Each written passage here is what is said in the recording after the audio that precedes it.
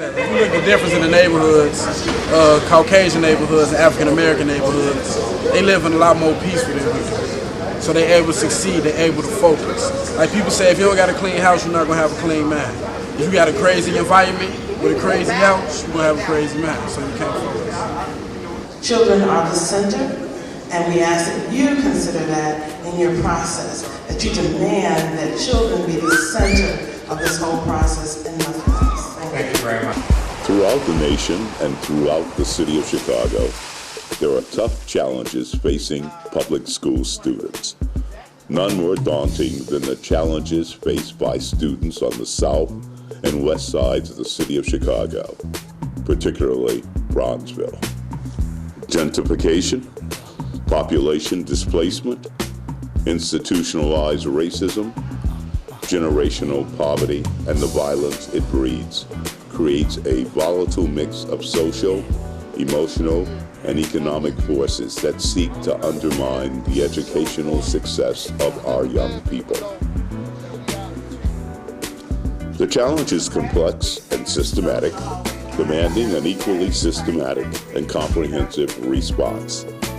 Community action councils established by CPS in 2010 as a response to the Senate Bill 630 represents the most recent attempt by the Chicago public school system to engage families and their communities in the process. Sign up. Those of you all that are already part of the Bronzeville Community Action Council, we need you all to join the subcommittees, because that's where we have.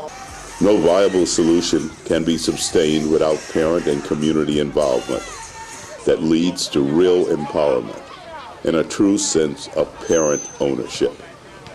In order for the effort to succeed, there must be strong leadership from the community. Pastor Chris Harris, a lifetime Bronzeville resident, community activist, noted gospel singer, and devoted CPS parent, has led the Bronzeville Community Action Council through its birth and early development. That's where I'm at with it now. It looks like we probably won't Now, a new leadership team takes over. Okay, That's right. that's the answer. So at the end of the day, that's right. I'd rather have it and not need it than to need it and not have it. Correct. At this critical moment, what has been accomplished thus far? Numbers, dollars follow kids. And so that's where you see that. Besides the regular monthly meetings, which in itself a major commitment, there have been numerous additional meetings and community outreach events, most notably Bronzeville Speaks 1, Bronzeville Speaks 2, and Bronzeville Speaks 3. These large gatherings provided community residents a chance to voice their concerns, a chance for those concerns to be captured and analyzed, and then for those concerns to be consolidated into a plan of action to be presented to CPS administrators. How do we get it? And how do we partner to help you get it and not depend on everybody else? And Sean wants to answer that, but before he does... The seriousness of the proceedings often created a tense atmosphere that sparked more than a few contentious moments. So, and I agree with everything Dr. Hines just said, but in addition to that, I think that parents have to hold leadership accountable. And LSC raise money too. All right, so watch this. Everybody in here that, right. We agree. All right, I'll tell you what.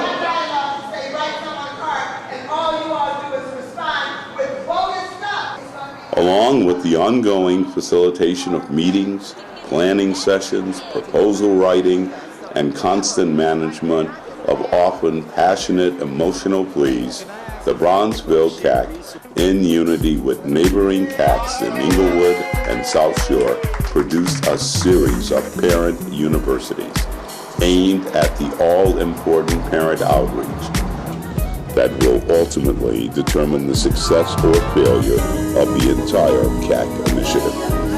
There is still much work to be done. Where then do we go from here? There's a distinction distinction between members and voting Despite members, right? the great Voting effort put members forth are by the those, CAC and Pastor Harris, there is widespread acknowledgement that CPS leadership has been so committed to an agenda of school actions that the community has once again been left feeling insulted, dishonored, and disrespected. In the news, I am constantly reminded that innovation is not coming to our neighborhood. New STEM schools, not in Bronzeville. Free bus fare for the year, not in Bronzeville. New technology on the elementary school level, not in Bronzeville. A quality education is a human right and not some sort of choice that many parents do not even have. Following the recent teachers' strike and the departure of former CEO Broussard, CPS officials have reluctantly began to acknowledge that they have made mistakes in ignoring the community's input. Coming in as a new board member last year, we were new. We didn't really know what was going on. We tried our best in that short time to find out. If I'd known what I know now, there were definitely some votes I would not have taken. But it's okay. If you get me one time, you won't get me twice, okay? I know many of our board members know a whole lot more, and in agreement, we have said that we will not vote on anything that does not come to the community first. So, I'm saying to you... Some feel this provides an opportunity for progress in the community's agenda. Quite honestly, there are those who doubt this will happen. Can a group that is essentially supported by CPS raise a strong enough voice to affect real change? But many also feel that an effort that opens up much-needed dialogue and brings community people together to confront these issues is an effort worth sustaining. The seed has been planted. It's up to us to make sure the crop has a chance to grow. Let's stand ready to support the new CAC leadership. What the plan has been. You will see a real short version of that plan. For months we have been working on trying to identify And let the words of Reverend Dr. Martin Luther King guide us. The function of education is to teach one to think critically. Intelligence plus character. That is the goal of true education. I'm flying high.